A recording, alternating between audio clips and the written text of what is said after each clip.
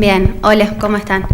Hablar de la depresión es un tema bastante complejo porque, hay muchos mitos, hay mucha información circulando por todos lados en relación a lo que es la depresión y también está instalada como en el imaginario social y muy naturalizada también. Entonces estamos tristes y decimos, estoy deprimido, frente a una pérdida enseguida pensamos que hay una depresión.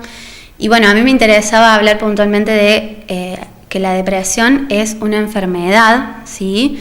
Es una enfermedad compleja que afecta a todo tipo de personas, de cualquier clase social, de cualquier edad. Si bien estadísticamente se estima que son muchas más las mujeres las afectadas por esta enfermedad, pero en realidad no distingue edad, género, clase social. Unos informes de la Organización Mundial de la Salud dicen que aproximadamente 300 millones de personas en todo el mundo hay hoy con depresión. En muchos casos no está diagnosticada. Lo primero es diferenciar la depresión de la tristeza, ¿sí? Que es un estado, es una emoción natural, necesaria, que todos sentimos en algún momento y que es importante darle lugar a estar tristes.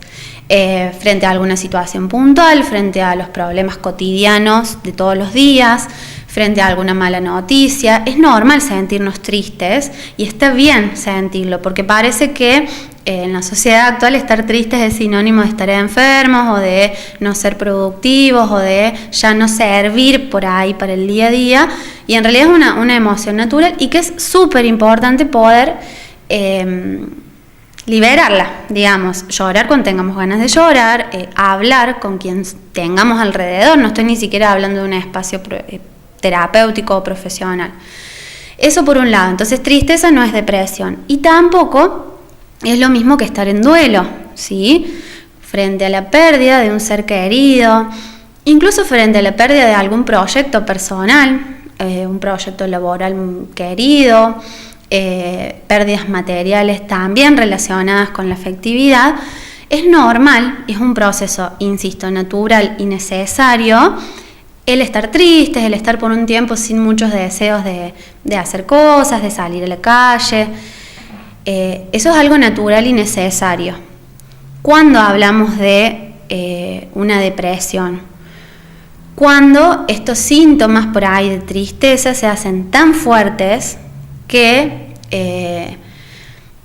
ya es muy complicado funcionar en la vida cotidiana, en el trabajo, en la escuela, con la familia, y empieza a traer complicaciones. Una depresión se caracteriza justamente por eso, por síntomas de tristeza o de sentimientos así de un vacío interior muy intensos, que se acompañan de otra serie de síntomas. Trastornos en la alimentación, entonces por ahí hay exceso de hambre o falta de apetito. También trastornos en el sueño, entonces hay insomnio, es decir, la dificultad para dormir, o por el contrario, este deseo de dormir todo el tiempo, esto que se escucha mucho, no me puedo levantar de la cama, y que se acompaña por lo general también de pérdida de energía. Entonces no hay energía realmente. No es algo fantaseado o simulado, es realmente no hay energía para hacer las actividades cotidianas. Y por lo general en la depresión también hay un gran sentimiento de culpa, y en muchos casos, en los casos por ahí más graves, se acompaña de pensamientos muy negativos relacionados con la muerte, en muchos casos, en otros casos con esto de no sirvo para nada, de no tiene sentido mi vida. Son pensamientos extremadamente negativos. Y la característica puntual de la depresión es que estos síntomas duran en el tiempo. ¿Por qué? Porque por ahí alguien está escuchando esto y piensa, bueno, yo hoy estoy sintiendo todo esto. Bueno, no necesariamente hablamos de una depresión. Por ahí son sentimientos que todos atravesamos en algún momento.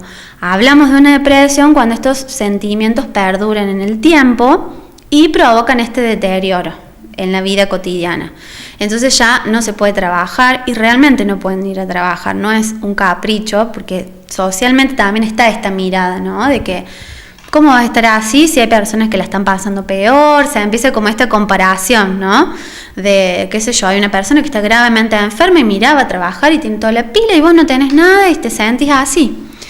Y eso es algo re importante de destacar, que la persona con depresión no lo puede controlar.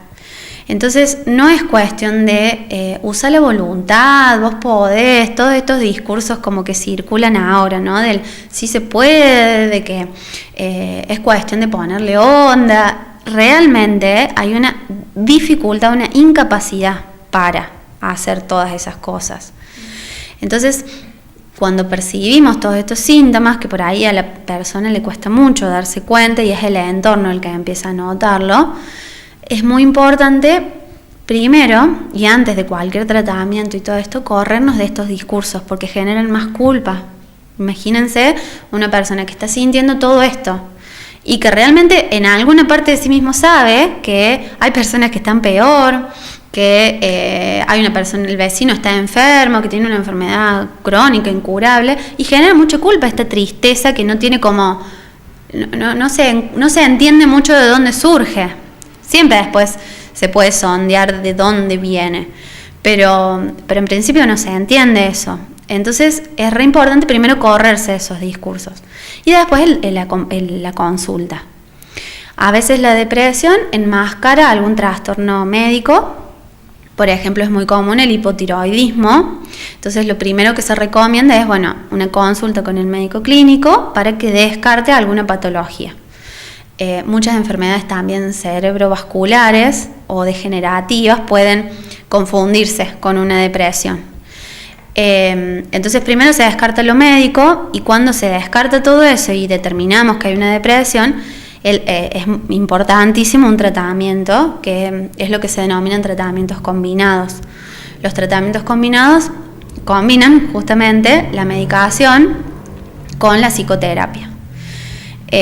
Son tratamientos complejos, por lo general bastante largos.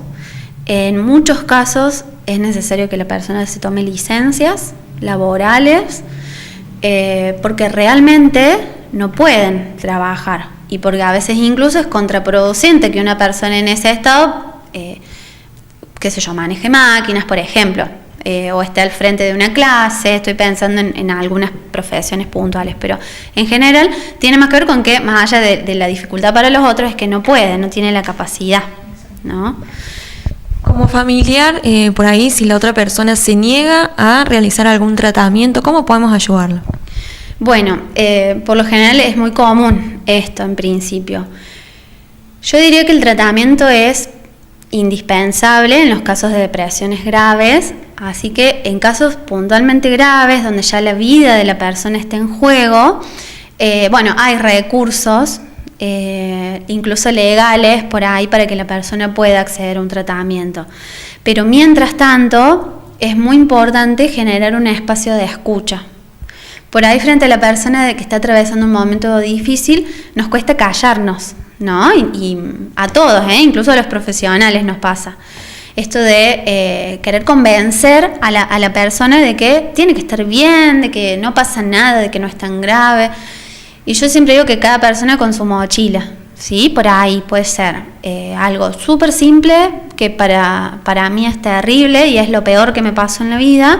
Y otra persona que vivió otra situación dice, pero ¿cómo puede ser tan grave? Pero cada cual es lo que puede manejar en ese momento.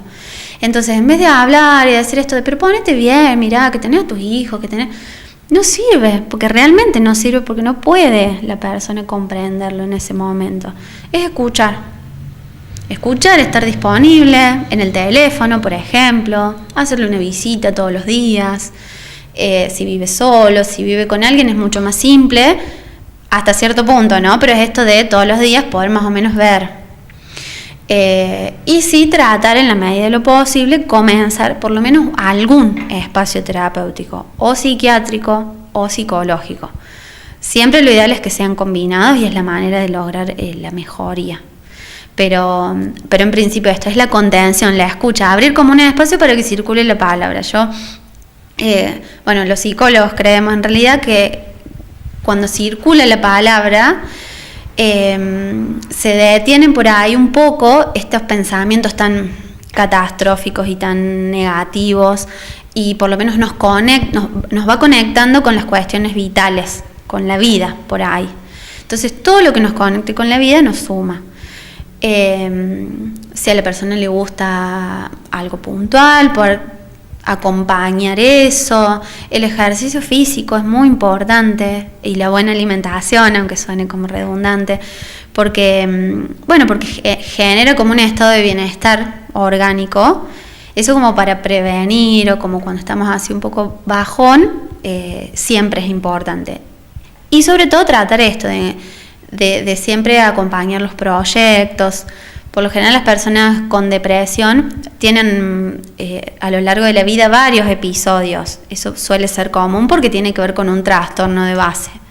No es que puede pasar que haya una depresión en un momento puntual, pero puede pasar que sea un trastorno depresivo que vuelve.